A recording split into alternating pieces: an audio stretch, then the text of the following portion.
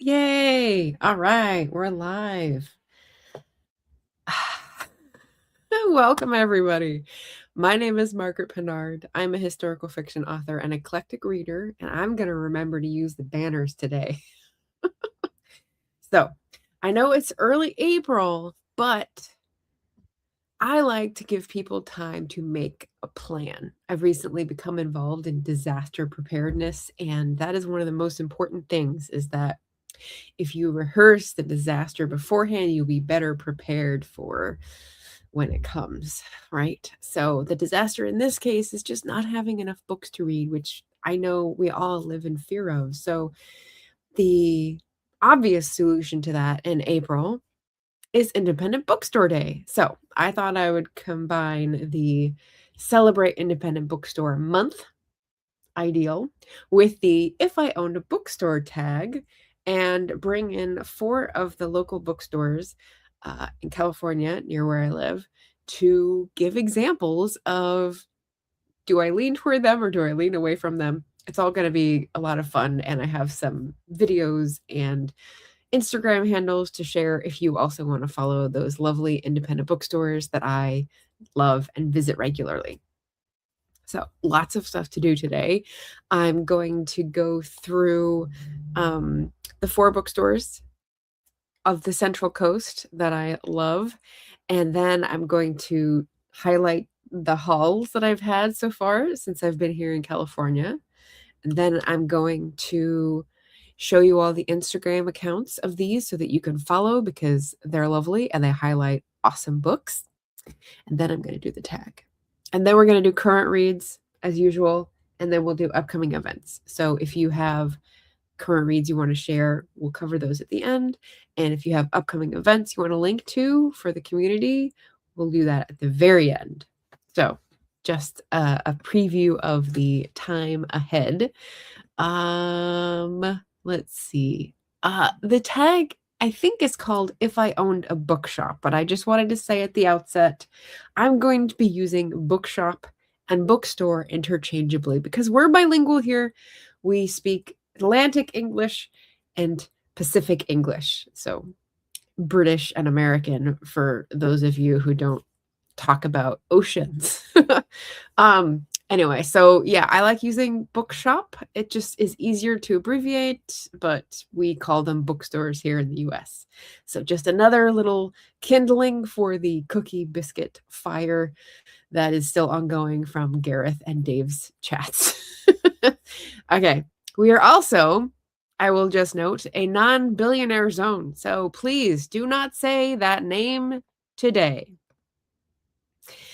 Here we go. So we're going to talk about independent bookstores, and we're also going to talk about If I Owned a Bookshop, a tag for all seasons. I hope Mike likes that. And if this is your kind of jam, if you are a non-billionaire zone, if you like to support independent bookstores, if you live on the Central Coast, if you want to visit the Central Coast and these bookstore recommendations are helpful, subscribe to the channel and leave a comment, ask a question. I will be happy to accommodate. I did put a question of the day up, which of course I want more recommendations anywhere else I might go in the world. What is the best independent bookstore you remember visiting? So I've asked before your favorite in your area, but some people don't have one in their area, which is a tragedy. So I'm switching it up a little.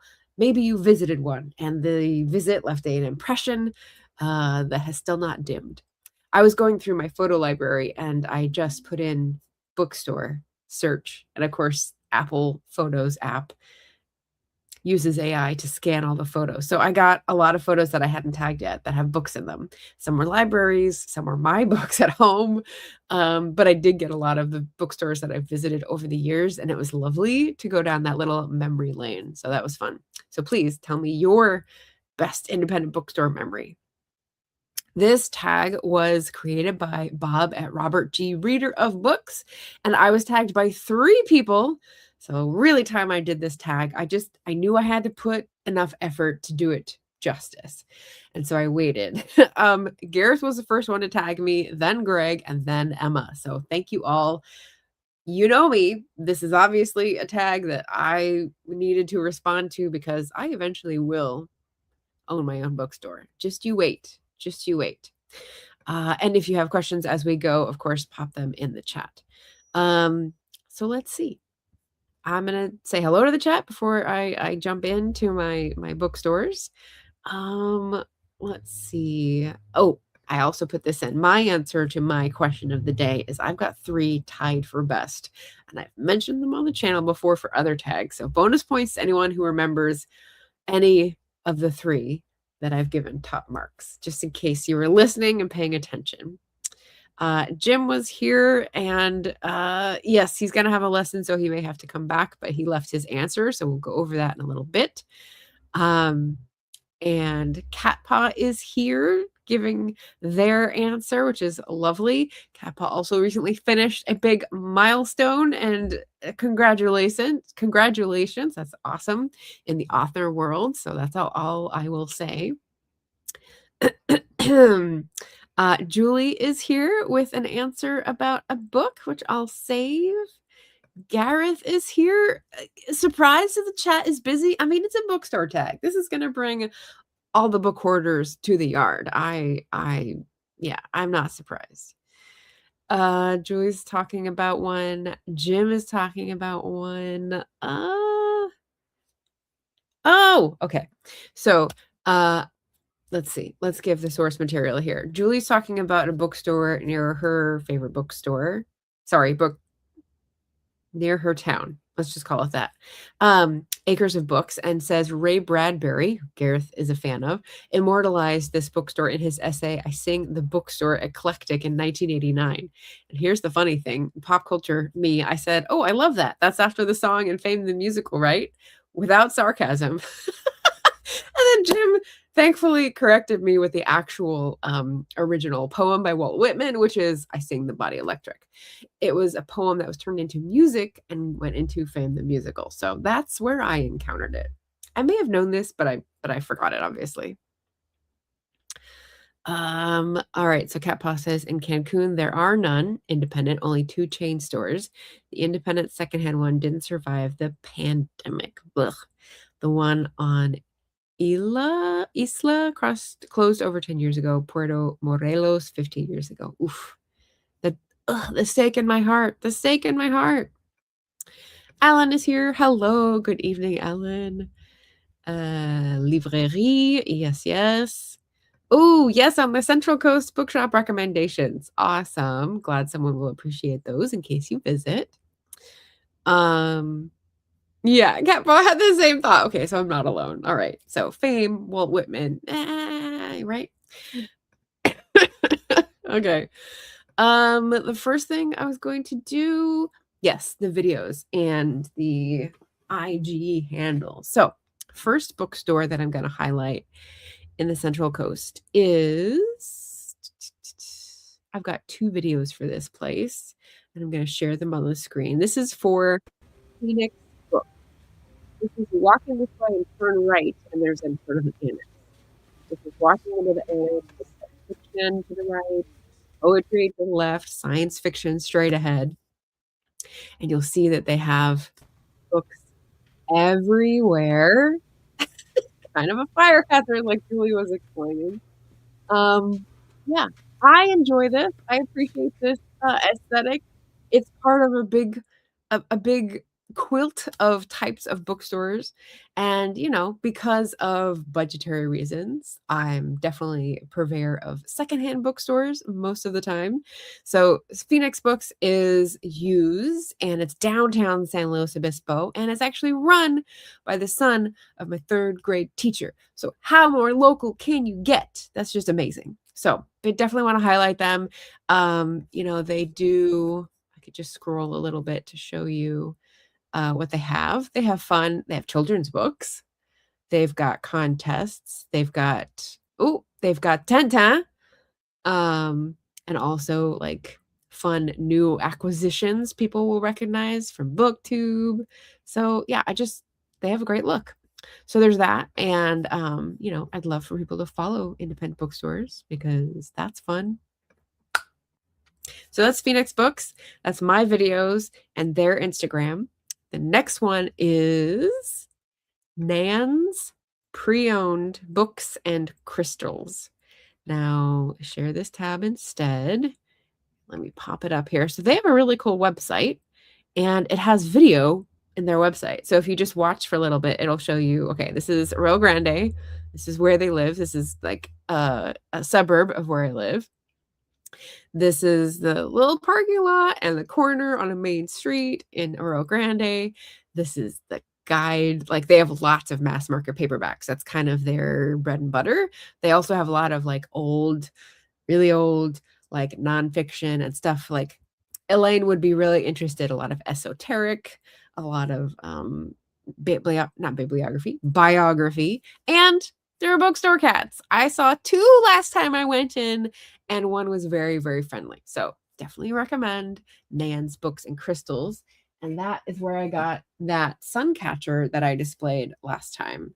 So yeah, they have crystals like that and just like cool bits. It's not somewhere you would go to like find an exact book. It's somewhere you go to browse, and that is obviously the vibe that I appreciate the most. And this is their Instagram. So I'll pop that up here. Oh, not that one. This one. There we go. So the cool thing, oh, it's not an AG. It crosses over the border. So it's in Grover Beach. Sorry. It's right next to AG or Rio Grande. So Nan's Books is run by 3rd generation bookstore owner. She is on the city council, and this first picture is her husband sort of taking over some of the manning of the bookstore. But just so cute. The bookstore cats, the stickers, like it's all the right energy. It's all the best vibes. So cannot recommend highly enough. When I stop by, I usually go crazy and get like 15 books. Last time I only got 2.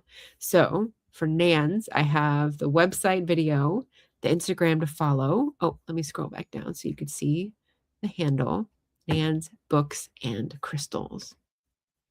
And then I also have a little haul. So since I've been here, I was looking for 3 Musketeers, and I went in there, thought they might have it. They did not, but found this cool thing, which is about the Bow Street Runners and early detective fiction. So Richmond. Bean says hello. Scenes in the life of a Bow Street runner.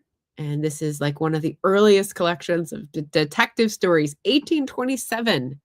So it's got a neat introduction. This is a Dover edition, and it's in that like weird tin typey kind of font. But the introduction looks really interesting.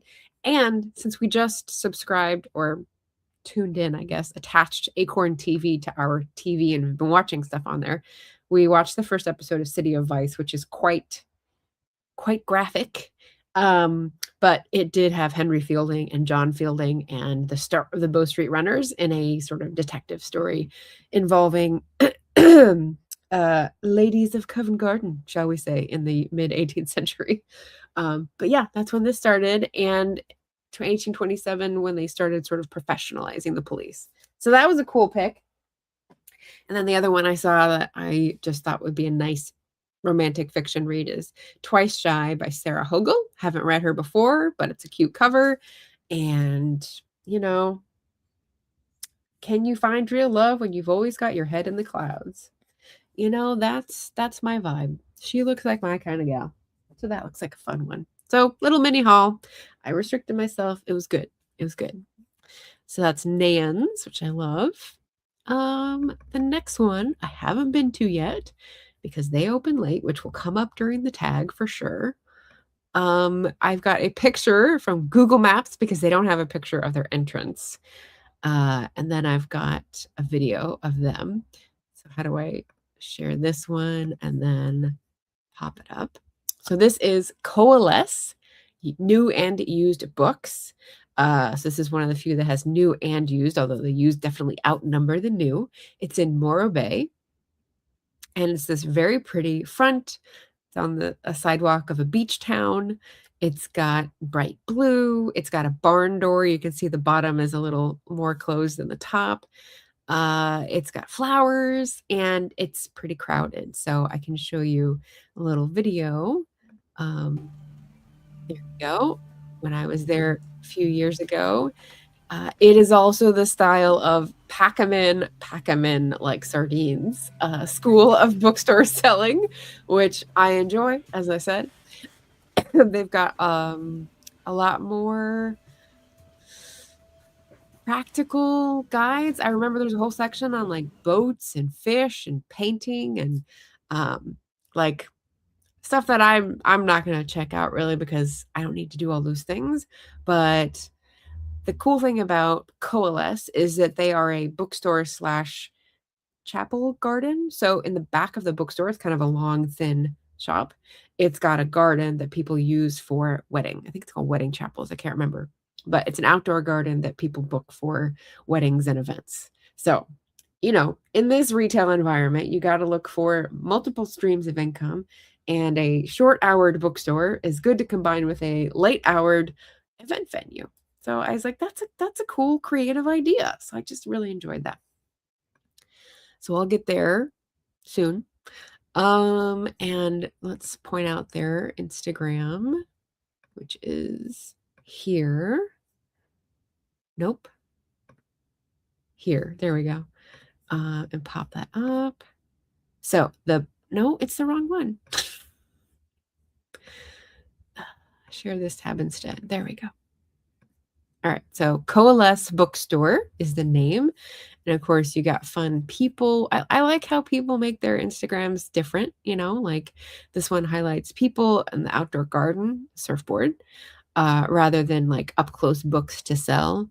Fun little anecdotes, events, people, flowers, just like it's the beach California vibe. I can't embody it better than that. Just nicely done. And then the final one, number 4, is Odyssey. So for this one, I have what do I have? I have a Google picture again. The other one was not a Google picture. It was a bookstore website picture. Okay. And this is the Google picture. Share this tab here. To stage. So this was obviously decorated for Christmas. It's another like long, narrow shop.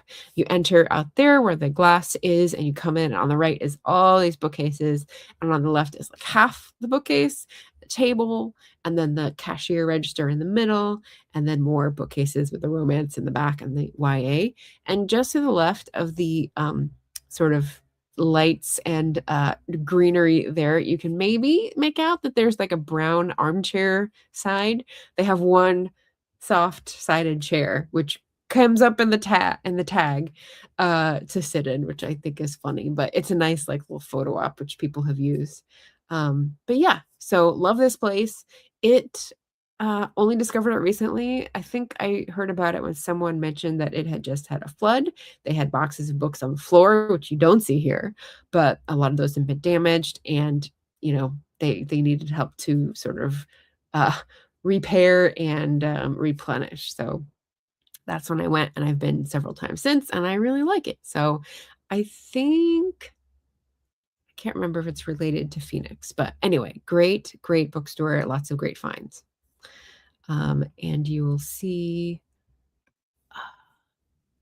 the last Instagram to follow here is the Book Odyssey. So that is in Atascadero. So that's in a town that's just off the 101. It's around the corner from bakery, hotel, little town. It's North County, Central Coast, so it's going to be a little warmer. It's over the grade, it's over the Cuesta grade. And a little bit further to reach, but that's fine. It's worth it. What does their Instagram look like? Well, they've got up closes. Okay. So they're a lot more like Phoenix. They're probably related. I think it's the partner of the person who runs Phoenix. And maybe the same person does their social media because it looks very similar. That's fun. But hey, there you go. Band together. Stay strong. Okay, so let's see. Uh-oh. My mic went funny. Hopefully it self-corrected. The name of my first bookshop You mean the first one that I visited? Oh, Phoenix Books. Sorry, the first one that I highlighted. There we go. Phoenix Books in slow. Cat Paw says, Phoenix Books looks like the one next to where I used to work and ride and went all the time. 3 floors packed with treasures. Yeah, treasure is a good word for bookstore titles. Gara says, I like how Sarah Hogel looks very similar to Sarah Hogel. And I don't know Sarah Hogel, so I'm missing the joke there. The best kinds of bookshops. Yeah, the ones that are crammed to the rafters. Cat Paw agrees. Julie says, how did I miss Coalesce? Oh my gosh. Julie, you went to Morro Bay and missed Coalesce. You know, there's a grid and there's probably like 10 blocks deep. So unless you're going back and forth, you wouldn't know. Or unless you like searched Google Maps, which I tend to do before I visit anywhere. I can recommend. All right. And so since we've got a critical mass, let's revisit people's answers. Jim visited Foyles many times in London. There were also some second-hand bookshops in Hay-on-Wye. All right. Emma will enjoy that, like Addyman's Books. I haven't heard of that one. Okay, I'll have to mark it on my Google map. And then Jim also mentioned in Portland, there are Powell's, of course, and Annie Bloom's. And I was surprised. Okay, there are many others besides those two. I can do another version of this tag highlighting Portland. But I was surprised he'd heard of Annie Bloom's because it's like a 20-minute drive outside the city in a different suburb. But they have a good social media presence and they do new books. I don't think they do used books, so maybe that's why. Cat Paw says, I loved Foyles too, so much it gets a mention in Time Shift. That's fun in their work. But there were also a couple of good ones in Ryde and one in Gosport. No idea if they're still there, but they live rent-free in my memory. Yeah. I have one that comes up in the tag that's called Novel Experience that I loved as a kid. It was a new bookstore downtown, but those were all chased out by Barnes & Noble moving in, unfortunately. Julie's answer, Acres of Books in Long Beach, California. It was a massive warehouse packed floor to ceiling with shelves on top of shelves of used books. That's fantastic. And you say was, so I'm guessing it was not. Oh, yeah, not there. It was a fire hazard and an earthquake hazard, and it was closed down in 2008. Ray Bradbury spent a lot of time in this store. Very cool. Jim says here in Tbilisi, there is Prospero's Books, which is fun. It's a Shakespeare reference.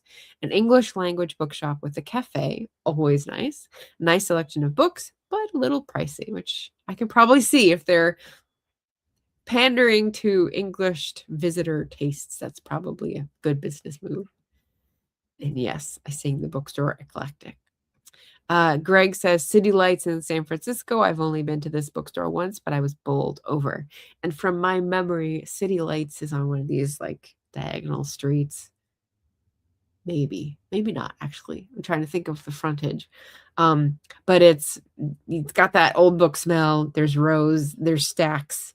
Yeah, everything feels like from the 1960s in my memory when I went there. And then Gareth's answer, my fave indie bookshop, is a secondhand one, of course, with lots of vintage books in it, especially if they don't know their value. That's not a specific bookshop. That's just a dream. But we'll let it slide. That's fine. That's fine. Oh, Sarah Hogel reference is from Labyrinth. Okay, well, I saw that once a long time ago. So it's not etched in my memory as much as some other childhood classics. So okay, and here it is. Kim's Bookshop is my fave. There were 2 branches, but there's only one now in Arundel. So that's why you went there. Excellent choice. Yeah, I love traveling to bookstore hop. That's in the tag as well. And that's the specific one. Okay, much appreciated. You know, we want the recommendations.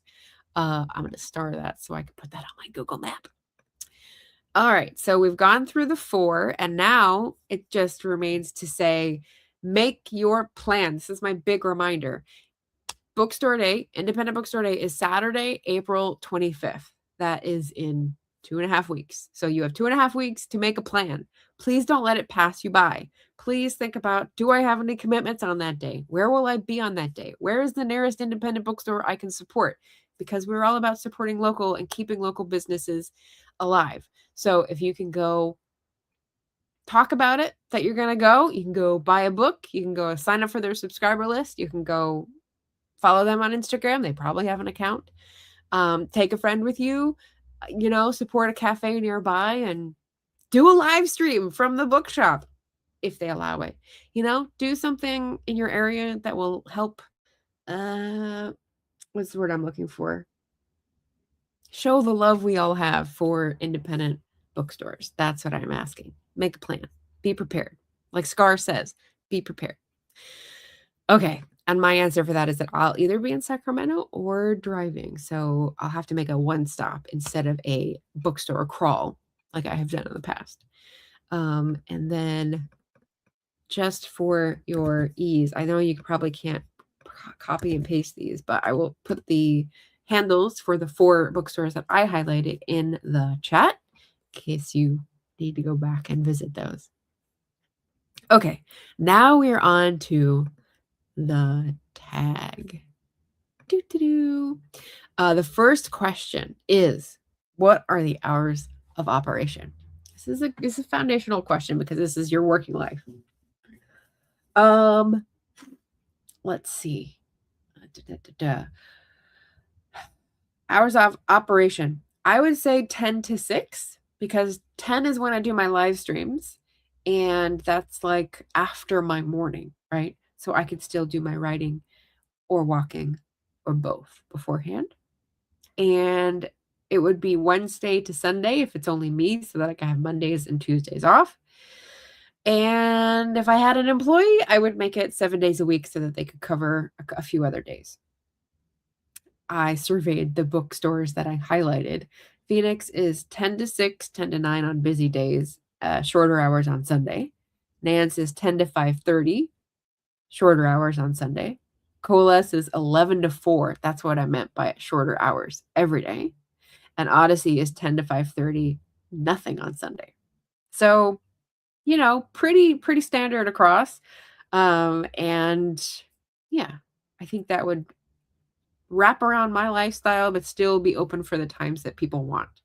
I'm not going to be a night bookstore person. I know some people who did this tag really ramped up the night activities, but that is not me. I need to decompress. I need to relax and wind down. And that is not it. Question number 2. Is there ambient music? What kind? So ambient music.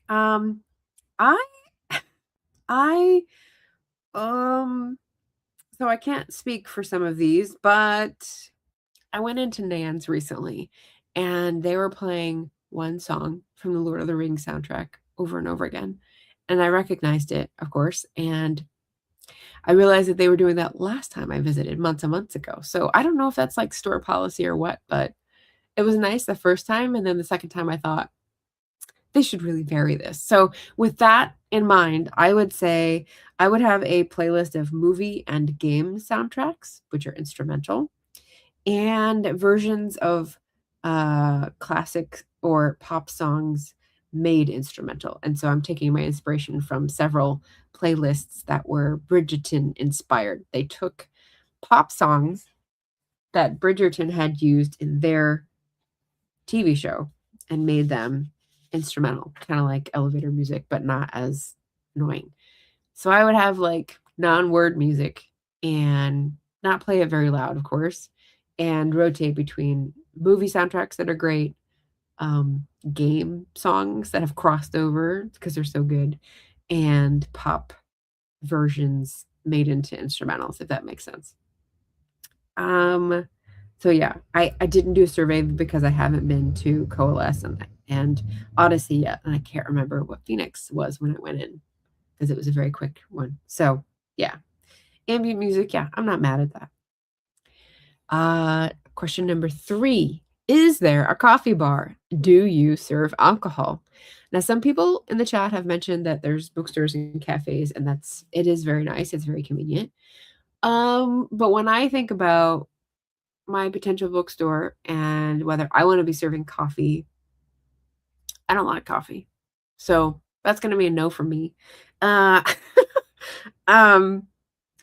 but you know what I would like? Someone who's really excited about coffee next door. So a sister business that has great pastries and all the coffee options that you could want. So a collaboration of small business that would make my heart sing.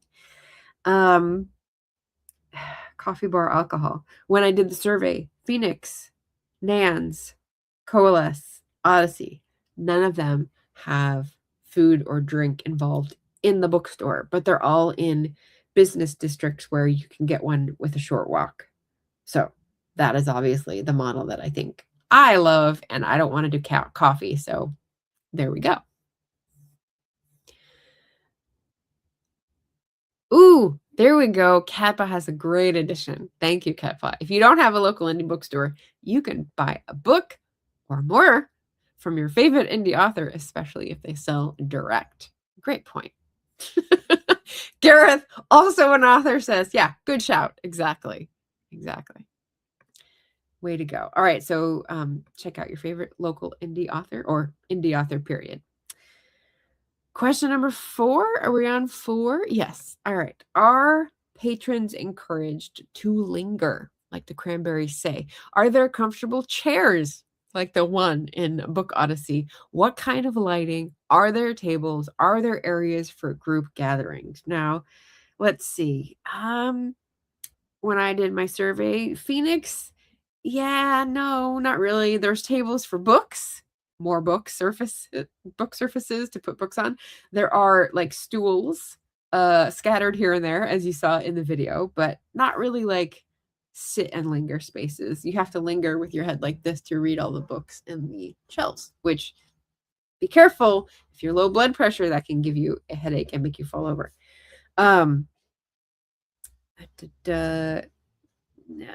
Yeah, bright lights. Nan's, yes, tables, but only for books, no chairs, fluorescent lighting, which is not my favorite, and not really a place to congregate.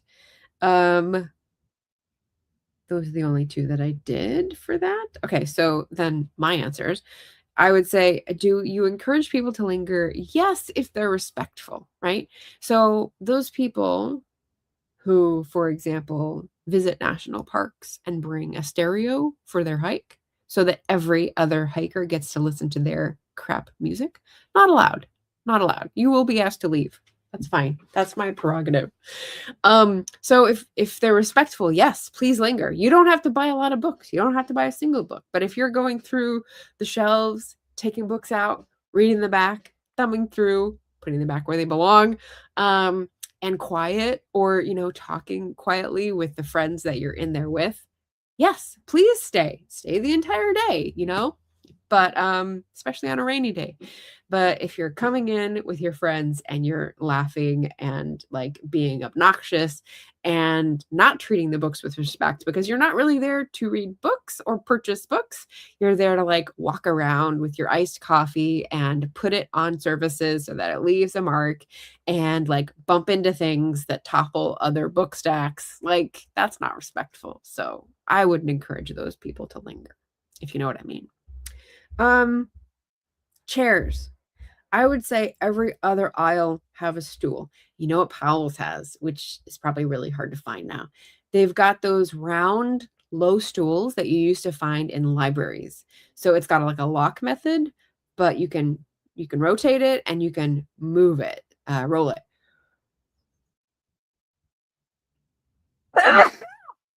And those are great. You can sit on them or you can stack books on them while you're going through. So I would put a stool or something like that every other aisle. So not in the way, not going to like obstruct traffic, but can be useful for people like me who are moving through looking for books. So stools, chairs,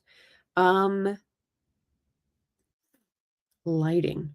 So I said eco lighting, strong enough to see by, but not strong enough to fade the book. So people have probably noticed that when you have books in the window, they get faded. So I wouldn't do that. And I wouldn't do fluorescent lights, whatever we have when I'm opening my bookstore. Maybe it's LEDs. Maybe it's something else. Probably not compact fluorescent either. But yeah, something that is an eco-friendly choice, which is very low wattage, but also strong enough to see and read by, because older folks or people who are vision impaired need light to see. So there's that.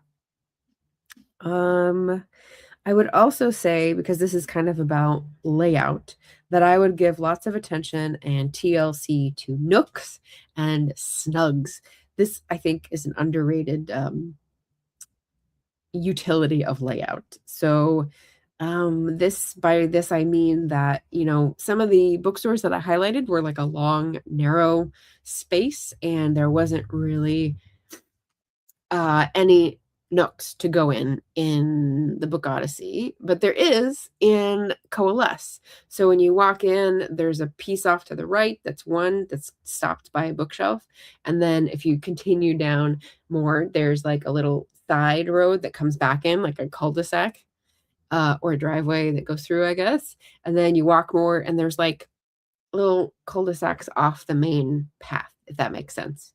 So if I had the space, I would make more of that, like little nooks, things where you could go in and you could have a theme. Like for the fantasy section, you'd have like dark wood and painted gold stars on the wood.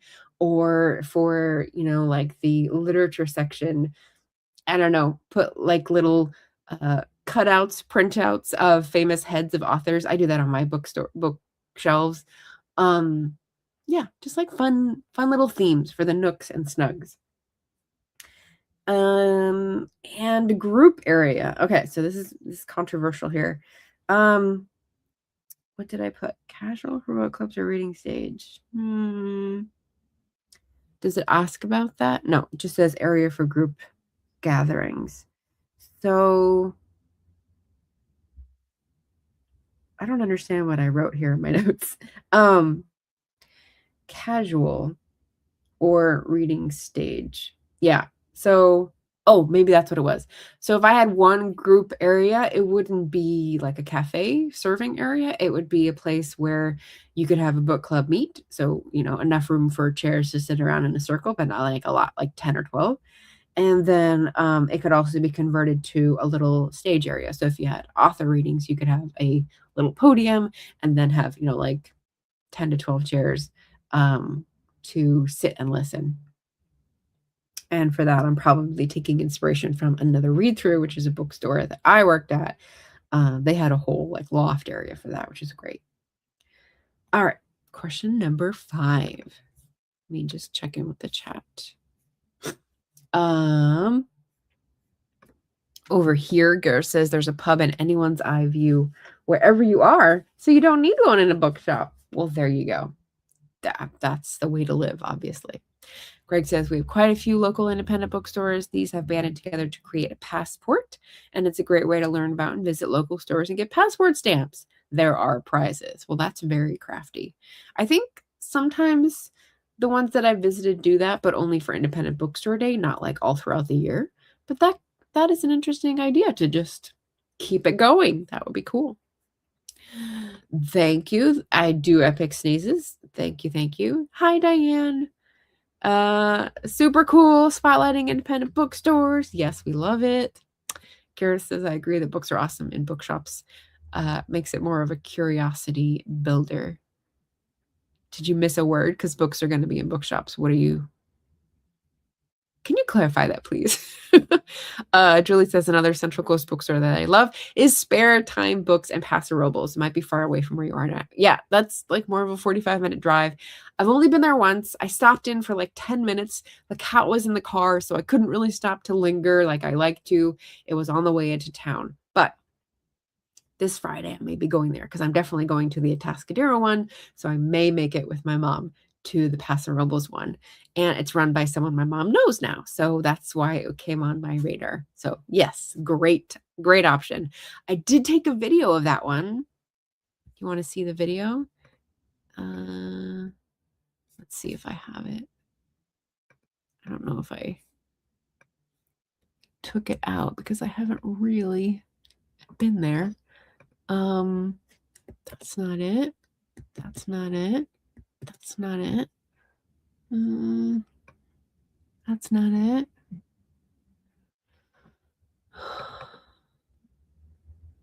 No. All right. Well, I don't have it ready, so we'll have to use it for next year's Independent Bookstore tag or feature. Gareth says it was great being able to gather in the downstairs of Waterstones when the booktubers met up in London. That's fantastic. Yeah, some of the bigger British chains, I think, are not as bad as the Barnes and Noble and like the one that shall not be named today, because they do have gathering spaces. The cafes are nice. They do have multiple floors, spaces for events. Like there are some benefits. And no one has mentioned any of the 3 top that I mentioned before. So if anyone still wants to guess my 3 favorites in the world, independent bookstores, they're all in the UK, actually. So that is your hint. Gareth says a massive table that we sat around. Yeah. When I was in Glasgow, I met with 3 booktubers and we scooched in. It was a very busy cafe, but we managed to steal enough chairs to sit together. It was nice. It was very nice. Oh, Nooks. Okay, there you go. I was like, books and bookshops. Yes. What's your point? Yeah. Thank you for correcting Nooks. Hello, JC. So JC has indie author books, not direct, but you could probably find those to purchase and read. Julie says spare time books, Cleo and Carla are amazing. Okay, so Carla is a person we know because of local organizing efforts, and Cleo I haven't met, but very awesome. Thank you for letting me know. I will maybe drop your name when I go in. Diane, that would be fun to Greg to have the passport. And Gareth says, ooh, all 3 in the UK. I know. I'm an Anglophile. What can I say? All right. So question 5, is there live entertainment, poetry readings, authors readings from their current works, or lectures in literature? What did I say for this one? 5, 5, 5. So I would say with my Wednesday to Sunday schedule operating hours, I would leave time for a Friday evening after hours or late in the afternoon, I guess, author or artist talks. So in my little group area space, we would convert it to, a little performance, and people could stay in the bookstore area or sit in the space and enjoy either music or like the author reading. That'd be cool. And then I would have Sundays be like, oh no, sorry. So Fridays would be author or artist talks, and then Sunday would be music session. So people who wanted to come and jam, or people who are doing like a performance for an album that was like low-key chill music, not like really fast or pounding or anything like that. That's not the vibe for the bookshop. So you'd have to be in the genres. I know Mike doesn't believe those genres exist, but genres where it would be pleasant to listen to, like Fado. So that's the live entertainment niche that I would carve out. 6 is about location. Where is your bookstore located? In the busy heart of a large city, in a neighborhood of a large city, in a suburban strip mall? Definitely not. In a small town, in a rural area? Also no. So my location is pretty specific. It would be here. It would be here. I'm on the 2nd floor now, but it would be the 1st floor of my house. So what else? The look. That's question 7. Did I have anything else for location? Oh, I forgot to do the surveys. So for live entertainment, none of the other bookstores that I highlighted have live entertainment, except Coalesce has the chapel in the back, like the wedding thing. So no. And then location, downtown small city, busy street in a small town. That's basically what it is. So mine would be downtown small city, sort of on the edge of downtown. In a house, my house. So then the next one is the look of your bookstore. How does your bookstore look from the outside? Sleek and modern, or dark and brooding? And I think many of the people who I watched answer this one were like, neither of those sound appealing. So same. I would probably have a corner sign. You know, when you have a site that's going to be developed and there's a big like MDF sign with 2 posts that says, "Here's the plan and we're going to see luxury condos here." That's the kind of sign that I would put on the corner. So in the corner, I would put it diagonally so that people going by would see my bookstore sign. Um and it would be, what else did I put in here? Yeah, so a big sign, a wooden sign. I would have more. See, we used to have roses at our front door and now we don't. So I would reinstate the tree roses. I would beef up the jasmine because I love the smell of jasmine. Multiple window displays because our front house has like a window display to the right and some to the left. So multiple window display opportunities that I would rotate a lot so that the books wouldn't fade. Um, a cashier. So in that window area on the right, there would be the cashier, and then displays. The 2 big rooms on the left would have aisles. There would be 2 nooks with niche interests and themes of genres, I suppose. There would be a stained glass craftsman door with an open shut sign to be sort of old fashioned. And along with the sign on the corner, there would be like lawn sculptures of books and sort of whimsical themes to give people an idea. Whimsy, what else did I say? So here's the survey. I would want my look to be cozy and whimsical. Phoenix, I would say they've got 2 big window displays. So there's like the children's section annex and the regular one that usually has like the dollar books on little carts. It's shaded with an awning and sort of like a door that comes in like this from the sidewalk, which is a nice little space to welcome you in. Nan's is a box in a parking lot. So really you have to go in to see all the treasure. It's barely visible unless you know about it. So that's why I only discovered it as an adult. Coalesce has 2 beautiful windows, as you saw. You can't really see inside because it's too dark, but I like the barn door. And again, great sidewalk presence with the flowers and everything. And then Odyssey is, again, it's on a side street. It doesn't have much frontage. It's long and narrow. They put a cart outside and sort of like a sandwich sign. But you know, it's in an area with lots of small shops and it's sort of got this cavern that goes back. So yeah, it's not advertising itself very much. So you have to know really. But yeah, so cozy and whimsy and themes. That would sort of be my look. Yeah. So we check in with the chat. Oh boy. Okay, I think people are guessing finally. Greg got 1. Leakey's is on my list of top 3 favorite bookstores. Leakey's is in Inverness in Scotland. It is an old church converted into a bookstore. It has a fireplace. It is mostly old used books and it's delightful. I think it also has a cafe upstairs because I think that's where I tried Millionaire Shortbread for the first time back in 2009, 2011, like a long time ago. So yeah, excellent. Oh, JC did this tag. How fun.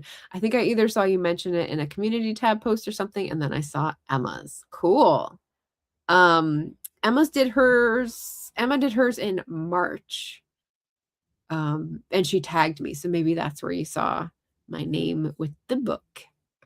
Oh, Garrett's got a good guess here. He's got the second one in the top 3, which is Daunt, which is amazing. It's beautiful. I had pictures of that in my library because it's gorgeous to be in.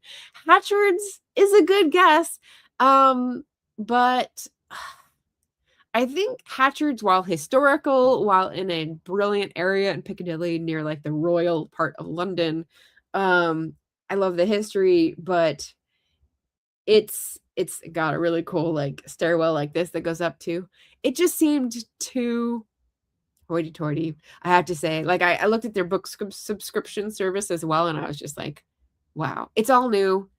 obviously, so, like, all the prices are very new, and it's, like, one of those things where, yeah, not really in reach for the general public, so beautiful, historical, but, not gonna be my favorite because it's not accessible. Gareth says, although I think they both belong to Waterstones. I think Daunt mine belonged to Waterstones because the guy Daunt he's done a lot of like consulting for bookstore chains. So I don't know. That's fine. That's fine. Kara says, one favorite of mine and a reason I want to go back to Cardiff is Troutmark books. I was stunned by how much they had. Ooh, Cardiff in Wales. So I'm going to group that in my head with the Hay on Wye options. I'm pretty sure Cardiff and Hay are like at opposite ends of Wales, but still in Wales.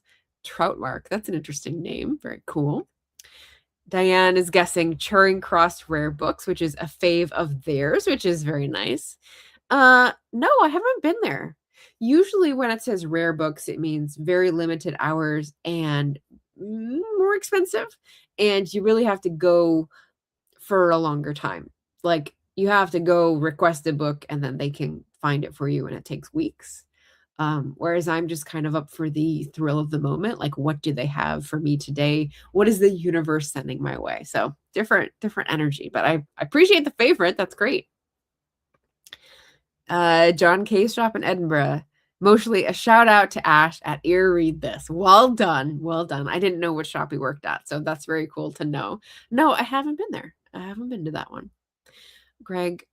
Gareth says, I was thinking it's probably shop in Scotland, but I don't know Scotland very well. Yeah. So there's Leakey's in Inverness and Daunt is in London. So what's the third one? Oh, I think Gareth would be closest to guessing it because he's talked about it before, if that jogs your memory.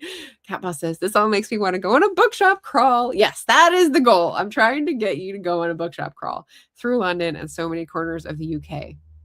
And if you can't transport there, like, some of our government officials claim to be able to do, then maybe you can order something online from them or, like you said, or direct from an author.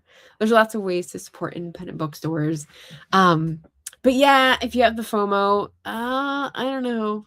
You can always go through your photo library. I found that very rejuvenating just to see what I'd been to before. Ugh, man, the riches. That's coming up in a question. Julie says, I'm guessing one of your favorites is Topping & Co. Booksellers of Edinburgh. I haven't been there. I have heard several people name this in their tags. I think Coiny Reads has mentioned Topping along with other folks, but I think that's the one it makes me think of. That's a very nice looking one as well. Cat paws, leakies. I don't know what that means. Ooh, Persephone in Bath is also a good guess from Julie. So Persephone used to be in London in Lamb's Conduit Street, and it was so atmospheric. I visited it there. I have about 4 Persephone books because I think I went there once and then I found one. So I love Persephone as a publisher.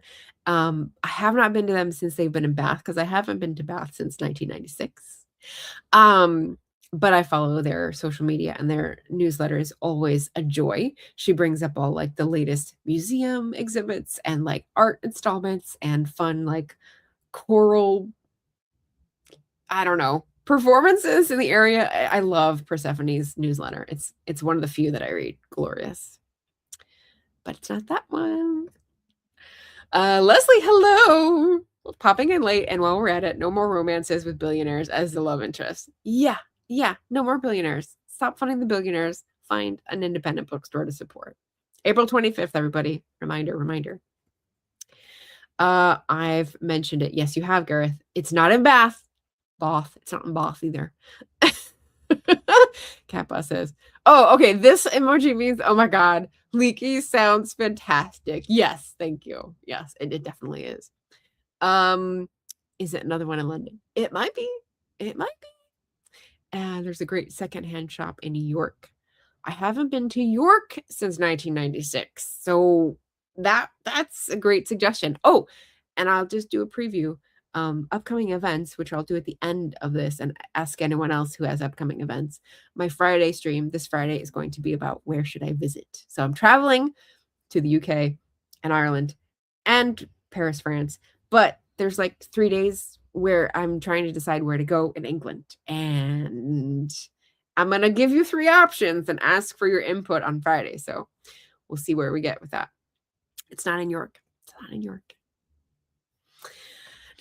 Almost last question, number 8. What's your specialty for my used bookstore? For my bookstore? Is it used books? Is it new? Is it new and used? Is it only fiction? Is it only nonfiction? Is it fiction and nonfiction? Does your bookstore specialize in a particular genre? Well, that's a great question. I'd love to answer.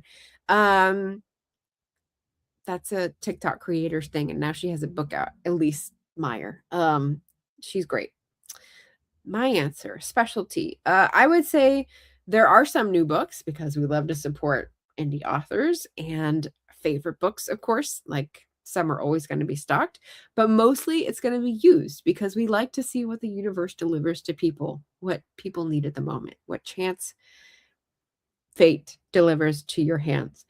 So mostly used. The biggest sections in my bookstore would, of course, be history. They would be about sociology. They would be about diverse histories, I would say. There's also a big self-help section. There's also a big philosophy.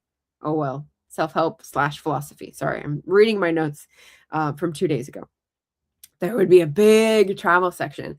And you know what I would probably devote one of the nooks to is mashups. So I recently commented about historical mysteries and science fiction mysteries. Like, I love the mashup. Sometimes you can get 2. Sometimes you can even get 3 genres that work so well. So I would probably do a special shelf or section for that because I love it. Did I have anything else? No, those are my specialties. And the ones that I highlighted, Phoenix is well known for esoteric books and art books. Nan's has all the romance and like definite subgenres. Coalesce, I would just say fiction, and Odyssey, I would say fiction. So yeah, some range there. And then 9. 9 is the hardest question. What's the name of your bookstore? So the one that immediately came to mind, which should normally be what you go with, is French. And so I don't know how that's gonna roll with my San Luis Obispo Central Coast peeps, but it's the phrase that I really want to communicate, which is l'embarras du choix, which means an embarrassment of choices, or in English, an embarrassment of riches. So perhaps that's what I would call it. But then I don't know if I want to lead with embarrassment, because that's not a great association for most people if they don't know that phrase, embarrassment of riches. So I don't know. I was trying to look up Lord of the Rings quotes, which might be meaningful. And there's the riddle of Strider, but none of the phrases really lend themselves to titles. And so I was like, well, what about Star and Shadow books? Because that gets a little bit of like the whimsical. It is also Lord of the Rings related, and it just leaves it open, Star, light, and shadow, like the dark side. Like, you're going to find lots of different things in the bookstore. I don't know. I don't have an answer for this. I haven't decided. Tell me if you think embarrassment of riches is too weird of a name. Okay, so there's that. Extra bonus things that weren't on the tag, but I would set you straight about my bookstore. I want to offer a charge bar that is renewable energy sourced. So if you are traveling, if you are staying in the neighborhood, you can come by and charge your phone or your iPad or whatever it is that you're using to travel. I think that would be a great community service. I would probably have a seed library, like I just saw in my SLO County library, which I thought was really cool. I would feature a big message board for people to post local businesses or asks or offers on, because I think that's a great way to foster community. And I would also want to have like an area, perhaps in the garden, that was devoted to an artist retreat. So if I could feature 1 or 2 artists who get to stay for a week, do some writing, share some things with the community, something like that. That would be a really cool, like, side related business, I guess.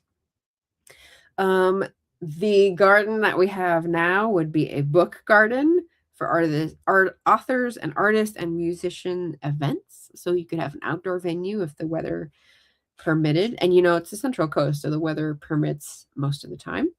And then there would be a bookshop cat, like you saw in Nan's. There would be stars strung from the ceiling, kind of like what you see in here. We have glow in the dark wallpaper, but also you can't see any in this little nook. Yeah, there's one. Okay, you can see one. But yeah, there's lots of glow in the dark things. So I would probably have like cutout stars and garlands. That would be fun. And that would work if it was called Star and Shadow. So okay, we're liking that a little bit more. Shelf talkers. If you're in the book selling business, you know what this is. A shelf talker is just like a piece of paper you stick up on the shelf under a certain book where it's shelved, and it says this is the favorite of this staff person, or a quote from this book, or the award they just won. That's called a shelf talker, because you stick it on the shelf and you're talking to the potential customer. I think those are brilliant. They're hard to keep up with and renew, but fun. Shelf talkers. Oh, I would definitely have a twirly thing, or a shelf that is designated for pens and stationery and notebooks, because writers. Stationery and pens and journals.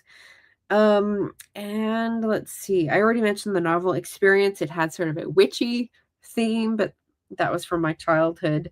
I really loved H Street Northeast Independent Bookstore in Washington, D.C. I think it's like connected with the Deaf University in DC, because they also employ deaf employees and have like events and accessibility requirements for that, which I think is fantastic. I'm trying to remember the name of the university. It's slipping my mind right now because I haven't thought about it in a long time. But here are the answer for the top 3. So Leakey's for sure, definitely very cozy. Daunt, beautiful, like fantasy ideal bookstore, amazing architecture. And the last one is one where you will be taken down a rabbit hole. It's in London. It's called Scoob Books. And this is kind of like one that would be attached to a university. It's got a lot of academic books. It's got a lot of historical and sociology related books. At least that's what I was drawn to. That's just an embarrassment of riches. And I definitely went down the rabbit hole and came away with several books when I went in. So the focus and the thought that went into the purchasing for that used bookstore gives it the top 3 slot. There you go. Ooh, we got some titles. Okay, let me catch up in the chat. Okay. Oh my God, that sounds fantastic. York. Oh, Julie got it first. She said Gareth has mentioned Scoob Books in London, and that was it. Gareth says Liverpool has a great bookish feel too. I thought loved Liverpool. I did go to Liverpool in 1996, but you know why? Because I was obsessed with the Beatles in high school. So I went to all the Beatles things and I didn't really look in bookstores. Missed opportunity. Is it a political shop like Bookmarks? I don't know Bookmarks. I don't think. Love the idea of a mashup section. Awesome. Every shop should have something idiosyncratic that makes them special. Yes, that's the whole point of being independent, right? You get to showcase your personality, your values. The shelves and the general feel should reflect how you want to appear to people, how you want to appeal to people. JC says, I like Star and Shadow. Okay, that's good. And Gareth went another step and called it Shadowfax, which I love, because Shadowfax is, well, not a horse, the king of horses, really. He's part of the, what does Legolas say in the movie? There's a name for like the race of horses that kind of like the men of the North are uber horses. Shadowfax. Fax also is like linen and textile history. Like, I really like that. I don't know. I like Embarrassment of Riches as well. Greg was guessing Notting Hill. I haven't been to Notting Hill Bookshop. I think it's very famous and touristy because of the movie. JC said, I kind of think you're right about not wanting the title to start with embarrassment. Yeah. See, like, I don't know. Maybe it'll be like the subtitle, subtext. Diane says, I like Embarrassment of Riches. Fancy, powerful, unique. I love it. Thank you. Julie says, bookish stickers and bookmarks at the checkout. Yes, Temptation Aisle.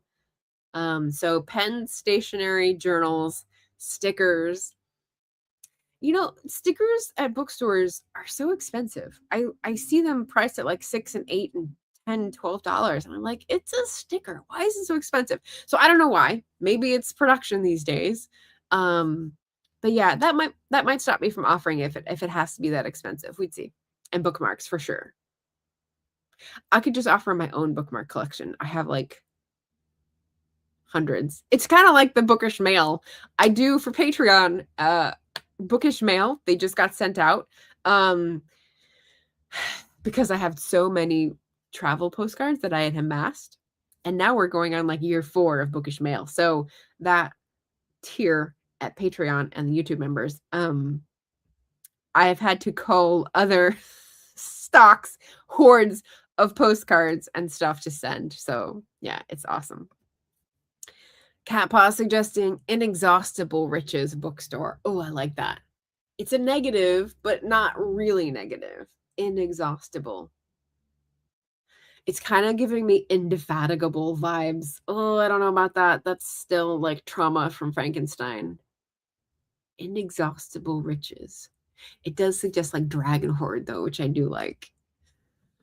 Gara's like, oh, Scoob Books. Of course, of course. Yes, I guess Julie got it. Julie guessed it. Scoob Books is great. I agree. Yeah. You would love bookmarks. You'd spend a fortune probably. But like, I'm seeing bookmarks. No. That's a bookmarks is like a serial article that I think is put out by one of the book websites. So yeah, that's why I'm imagining like a branding for bookmarks. I don't know that chain. Okay, I'll have to check it out and bookmark it on my Google map. JC said World Traveler book because you are a world traveler and you can travel many different worlds in books. Oh, that's true. World Traveler book. I think that might indicate that it's only a travel bookstore though, and people might miss part of it. But I would probably like fool around with it and see if there's a different version of that. I like that. Hey, Jim. Jim's back. Lesson is over. World Traveler books is what. Okay, that's what I saw. So you're good. I skipped right past it. Jim worked at Outprice Music, which is in Notting Hill. Talking of shop names, I worked in an indie record shop for 11 years called Orpheus Records. That's a great name. Ugh. Speaking of Hades Town, which Gareth just went to, Orpheus Records. That's sweet. It was a posh shop specialized in classical and jazz. Any lute music? I mean, Orpheus means lutes. I don't know about that. Scoob Tube. Well, we're Scoob Books stands, so I guess that applies. Bookmarks always have a big stall at the Toll Puddle Martyrs Festival. Ah, okay. Have I heard you talk about the festival? Maybe you mentioned it recently. It's sort of ringing a vague bell. That's really cool. That's really cool. All right, bookmarks. I'm going to star that one to come back to. So I finished and I added more and I added my top 3 favorites. So we're done with the tag. I could take this down. And then so many people have done this, but not everyone has. So I'm tagging some friends. Ven, because Ven has retail experience. I love to tap for this. He probably has ideas about like what his store would look like. Marion at Writer in Rwanda. She's lamented the lack of bookstores in Kigali, but there is one that she really loves and she highlighted. So I love that. And I would love to hear more about what she would highlight. Michelle Lynn is in Georgia, where one of my favorite indie authors opened a mystery bookstore, actually. Oh, no. Is it in Mississippi? It might be Mississippi or Alabama. I don't know. I get that mixed up. But yeah, Michelle is a great bookstore channel, so definitely subscribe to these folks. Oh, I put Library of Books, but then I realized that that didn't work. So what did I change it to? Reading Still Matters and Katya. There we go. Okay, so save, share. So Reading Still Matters, that's Canadian booktuber Jeff, who's like been doing some really great not streams, videos lately that I've engaged with, and Katya, because I just saw Katya pop up. She's doing well and doing videos, which is fantastic to hear. So I'd love to see what Katya's bookstore would look like. I checked if any of these people had done it and they had not. So hopefully they will feel compelled to do this, maybe before Independent Bookstore Day or not. That's fine. If you work like me and you take 8 months to do a tag, that's fine. That's condoned. Don't feel penned in. I'm not fencing you in. Oh, they did sell lute music. The biggest selection in Hampshire before it shut down. Oh, bud. That's a bummer. Murder and Mayhem is a crime bookstore. It's not just a booktube channel, eh? It's a crime bookstore in Hay-on-Wye. Well, that's fun. Does that mean it also does mysteries? There's a difference between like crime thriller and mysteries. I tend to like mysteries better than crime, but we're splitting hairs here. You know, you can find good books anywhere. All right. So that was the brilliant tag. I'm so honored to have 3 people tagging me for that one. You obviously know it's my jam. I got to highlight 4 local bookstores. I've still got to visit 2 of them on this trip, which is fab. I got to tag 6 people who I hope will highlight their favorite independent bookstores when they do their If I Owned a Bookshop tag. And then final things. We always do, not always, often do a current read. So what are you currently reading? I will pitch in for this. You could pitch in the chat. I haven't heard from Alan, so I think he's probably dropped off. But I am buddy reading The Songs of Trees by David George Haskell with Alan of Alan's Rees.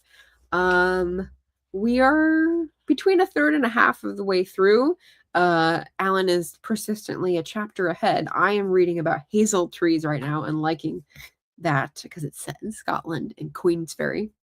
But yeah, Climathon, tree, nature. It's definitely not a memoir. I do read a lot of nature memoirs. There's no author in this. It's all about the trees, the science, and the connections. So it's really good. I am also finishing this. I'm past halfway. William Cobbett biography by Richard Ingrams. It's very interesting. He's an interesting fellow, bridging the 18th and 19th centuries. And now I'm just getting to 1825, 1830, the era where I am writing about. So I've got a lot of background that leads up to the political situation then, which is fascinating. It's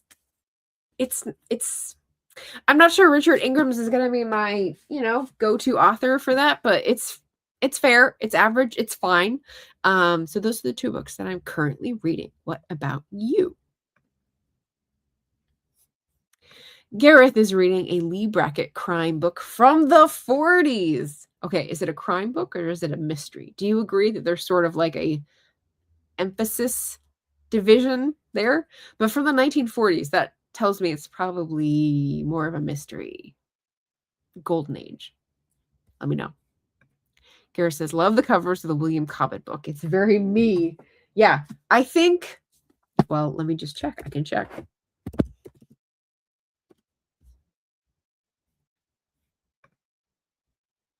Oh, no, I got this in Portland. I thought it might be a Scoob book, but it is not. It is a typical Scoob book, but no. I got this at Arch's Book House, which is a great used bookstore in Portland. Sweet. Jim has got a few. And he just featured them on Wednesday. So The Blue Stockings, which is a People April group read, I believe, or The one that was voted on your channel? I can't remember. Maybe those cross over. The Dawning 31,000 BC, which is prehistoric historical fiction. And The Voyage of the Beagle. Still plugging away. Nice. Greg is reading The Count of Monte Cristo for the first time. Awesome. Julie just finished Fungi by Lynn Boddy for Climathon. Oh, was it good? Was it better than the last try? I hope so.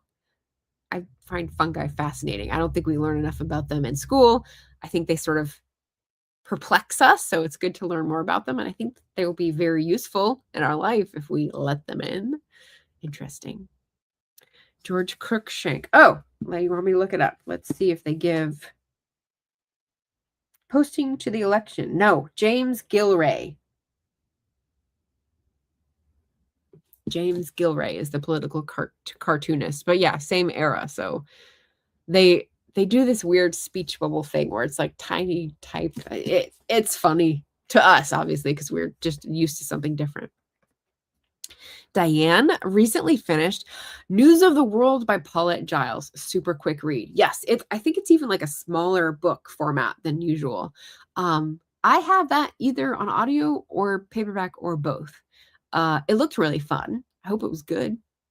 Hope you enjoyed it.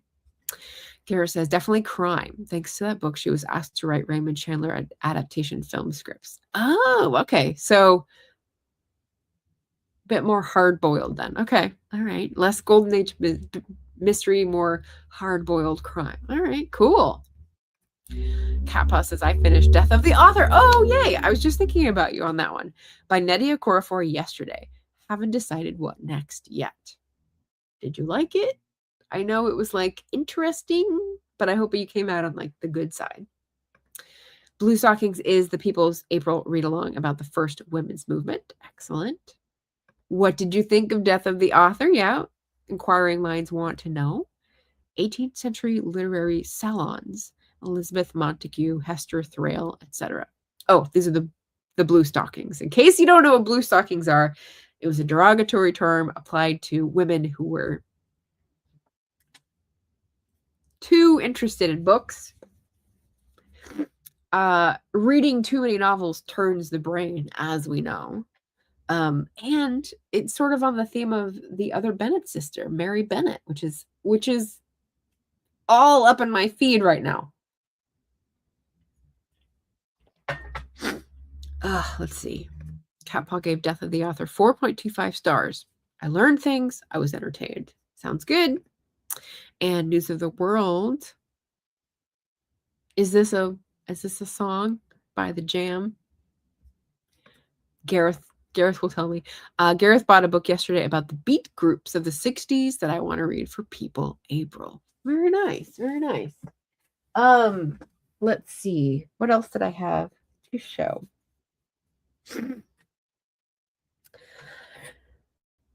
In the spirit of current reads and a book haul, I just found this one at Monarch Bookstore in Oro Grande. It's an Ursula K. Le Guin. It's called The Book of Cats or Book of Cats. It's illustrated. It's based on the poetry. So April is Poetry Month in the US. It's graphic. It's based on Ursula K. Le Guin's own like scribblings. So it was published posthumously, I believe, or just reissued. And this is going to be my poetry book for the challenge that I put on a post recently, which is Mr. B's in something bookstore. There's a bookstore that did a challenge, and Chaotic Bibliophile, the channel, made it a Stirograph challenge, and I was like, this sounds awesome.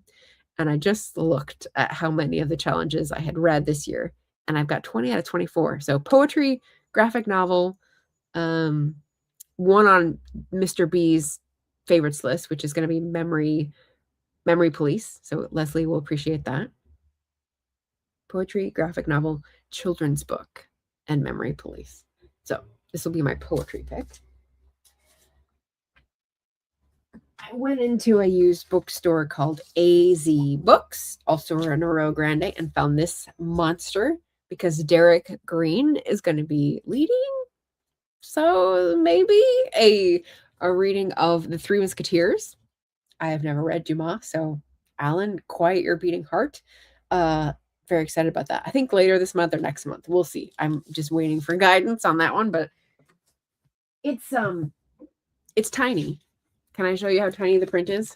It's a Barnes & Noble classic, and in order to get 3 books in one, they made it really tiny and really thin pages. So we'll see if I last the length of a Dumas novel with that type.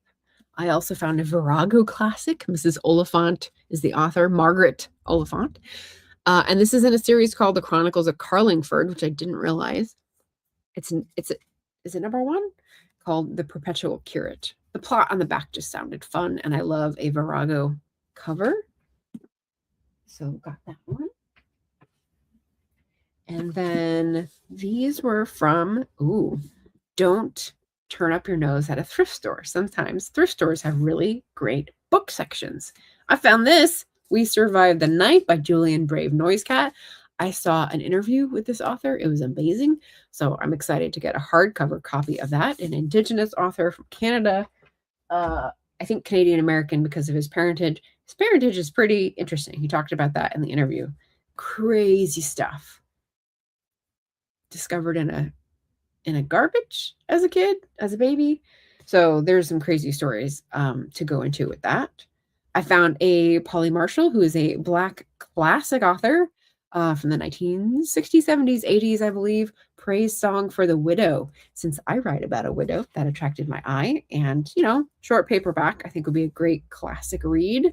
Very cool. And then finally, a children's book. I got Winnie the Pooh before I knew about the challenge. But Fred and Betty's Thrift Store, Central Coast, great thrift store. A.A. Milne classic. And I don't remember reading it like this. So children's go great with the poetry for the Mr. Bees challenge.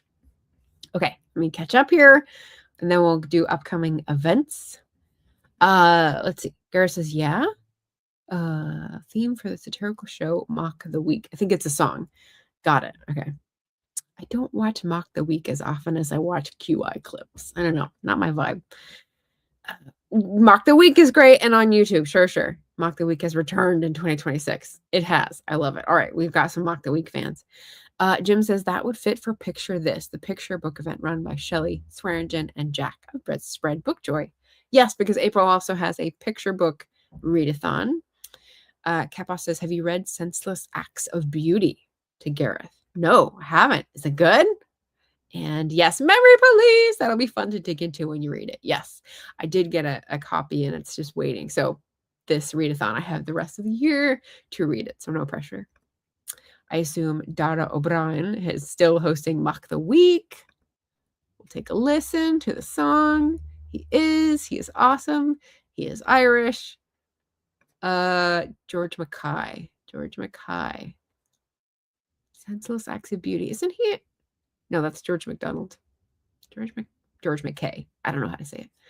I'm excited to read Noisecat's book as well. Amazing. Yeah, very good. Indigenous authored books. Great theme. On Leslie's channel, if you're interested. Greg asked Gareth, what book did you get about the beat groups? Jim says that Winnie the Pooh looks like a UK edition. Let's check. I know it said from the 60s because I had to find the edition when I logged it on Storygraph. Printed and bound in Great Britain by Richard Clay, the Chaucer Press Limited, Bungay, Suffolk. I've never heard of Bungay, Suffolk, but yes, UK edition. So cute. That'll be a nice decompression read, maybe even an evening read. Gareth says, I love QI too. Panel games are one of the best things on UK TV. Yeah, we don't have anything like it. We do have I Got News for You, US edition though, which I have recently loved getting into. Diane says, I know Alan has been talking a bit about beat groups. Super cool. Gareth will mention it in Thursday's show. It's upstairs, Greg, but I think it's called The Beat Machine. Okay, there we go. There's the answer. Dara O'Brien's Tickling the English is a great read. Nice recommendation. All right, final piece, upcoming events. Anybody? My upcoming event announcement is that I know what I'm doing on Friday. We're back to a schedule. I am going to be doing a special feature that is about traveling. And, here are the books that I'm using to make my decisions. They are vintage 1982 editions of En Route. So I'm using this. They've got great maps. And where should I go in England? So the En Route. And then this one also 1982. Discovering Britain and Ireland. It's an adult picture book. It's got the most gorgeous photos, cultural stuff, traditional stuff. Good crack, as they say.